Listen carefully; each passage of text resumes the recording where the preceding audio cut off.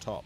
Though England triumphed Germany over Germany in the 1966 World Cup final. At least England got the 1966 World Cup final, because other than that, Germany got their revenge in 2010. They've obviously won more World Cups. What is going on, guys? It is JJ here, back with a new video today, and once again, we're going to take a look, this time at the 10 deadliest football rivalries in all of Europe. Obviously, this will probably go with national teams. I kind of want to know international rivalries, simply because there's still so much about European football that I feel like I don't know. I've watched for years upon years, and there's still things that I figure out, including in the footballing rules, that I had absolutely no clue about. And Europe is still an extreme mystery to me, especially Eastern Europe. And even parts of Germany, and pretty much anywhere east of Poland. So you guys let me know your thoughts on these 10 deadliest Euro football rivalries. Huge fan of Football Daily. I absolutely love all the content. Been watching them for years. Big fan. So we're gonna take a look at their video, the 10 deadliest Euro rivalries. Let me know your guys' thoughts on these rivalries down in the comments below, and let's get into the video. As well, guys, you can find the original video just down in the description below. Hello and welcome to Football Daily. Today we're looking at 10 of the biggest international rivalries in European football. 10. Czech Republic and Slovakia. Two countries that used to be one is a sure recipe for rivalry, and the Czech Republic and Slovakia have been sworn enemies since their separation in 1993. And while the Czechs produced Pavel Nedved, Karol Poborský, and reached the final of Euro 96, Slovakia failed to qualify for their first 5 Euros as an independent nation.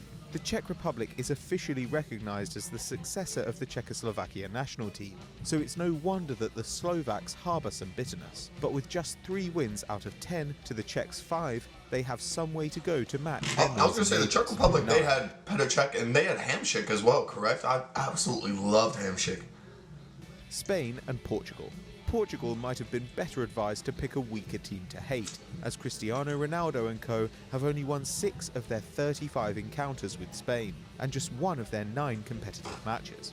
However, Portugal did beat Spain 4-0 in 2010, 5 months after they won the World Cup, handing La Roja their biggest defeat in nearly 50 years. And with the they still want to win the Euros almost gone, and a crop of exciting young Portuguese midfielders coming through, the balance could shift before long. I'm not gonna lie to you guys, Portugal is going to absolutely run this rivalry for the next couple of years. Look at the Portuguese national team right now. It's unbelievable. Bernardo Silva from Man City. Look how many titles that man has won. Bruno Fernandes, essentially the second coming of Frank Lampard, probably a better version of Frank Lampard, because the man gets absolute buckets of goals. You still got an aging Cristiano Ronaldo. You have João Felix, who is unlocked his true potential by joining Luis Suarez at Atletico Madrid. I mean, that whole team, João Cancelo finally thriving at Man City. Pepe still killing it, knocked Ronaldo out of the Champions League. That whole team, the Portuguese national team, it's insane. They're insanely built. Neighbours Belgium and the Netherlands have a long-standing beef, with the Low Countries derby played 125 times, the 3rd most played international fixture. The Dutch lead with 55 victories to Belgium's 41, though the two have never met at the Euros and only twice at the World Cup, with 1 draw and 1 Belgian win. The 1974 World Cup qualifiers gave the derby its greatest controversy, as Cruyff's Netherlands qualified after a Belgian goal was disallowed for offside in the last minute of the final match. But the scorer was in fact played onside by 3 defenders, and Belgium sat out the tournament while the Clockwork Orange went all the way to the final. 7. England and Scotland. The oldest international in the world, this match was first played in 1872 and remains a bitterly contested derby, thanks to England's historic oppression of Scotland. The Scots traditionally perform best when facing off against the and they're going to play in the Euros, I can't wait! The World Cup holders England in 1967. Still, the Tartan Army have just 24 wins in the 112 games played between the pair, while England have 47. And the 3 Lions have the memory of the only meeting at a major tournament, when Shearer and an inspired Paul Gascoigne secured a 2-0 win at Euro 96. And they're going to get it again. 6. Listen, Euro 2021. Austria and Hungary.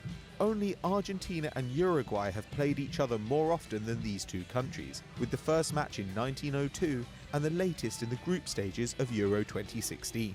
And at one point they were conjoined, under the Austro-Hungarian monarchy in the late 19th century. Austria initially dominated, beating their rivals to reach the World Cup semis in 1934. But after the war, Hungary developed an outstanding national team, christened the Magical Magyars, led by the great Ferenc Puskás. Both nations may have fallen on hard times, but this local rivalry remains I say strong. both teams aren't great right now, but Austria is much the better. Sweden. With Denmark on 40 wins and Sweden on 45, this is a pretty competitive matchup.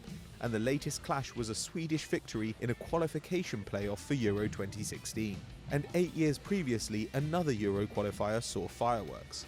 Denmark recovered from 3-0 down to level against the Swedes, only for the referee to award Sweden a penalty. One Danish fan, enraged, ran onto the pitch and lamped the ref, who abandoned the match and gave Sweden a 3-0 victory. 4. England and Germany. English fans may care more about this fixture, but German teams usually come out on top. Though England triumphed over Germany in the 1966 World Cup At least, I was about to say, at least England got the 1966 World Cup final, because other than that, Germany got their revenge in 2010. They've obviously won more World Cups.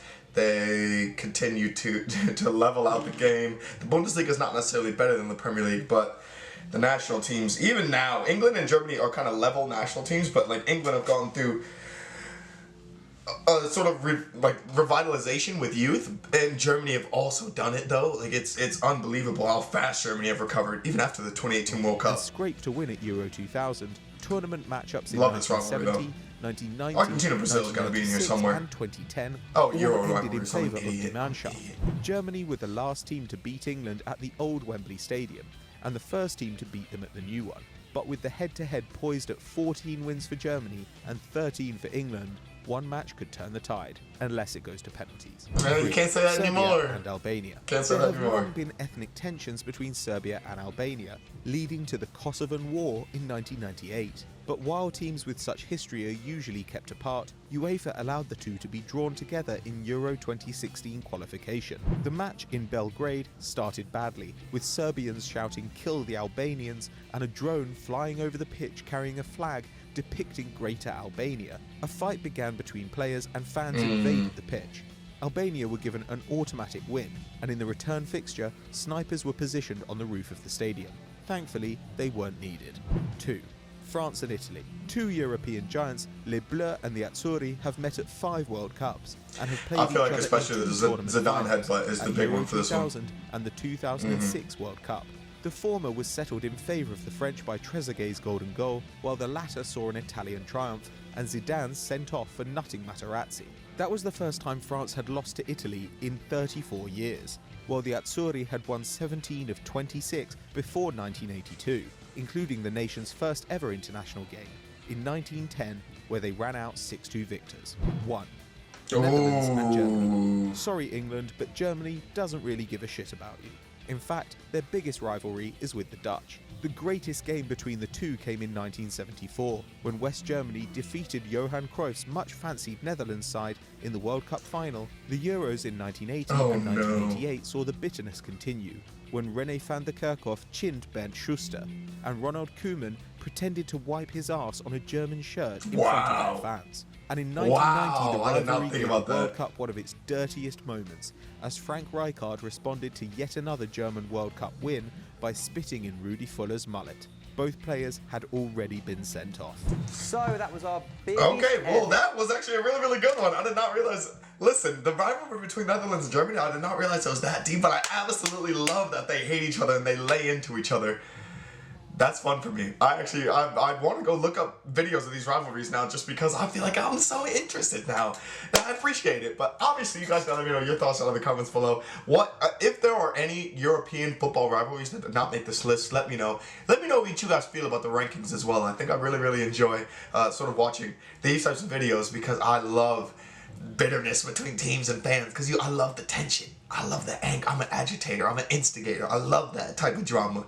But I appreciate you guys. Let me know what you guys think down in the comments below, and I'll catch you guys for another video. Peace.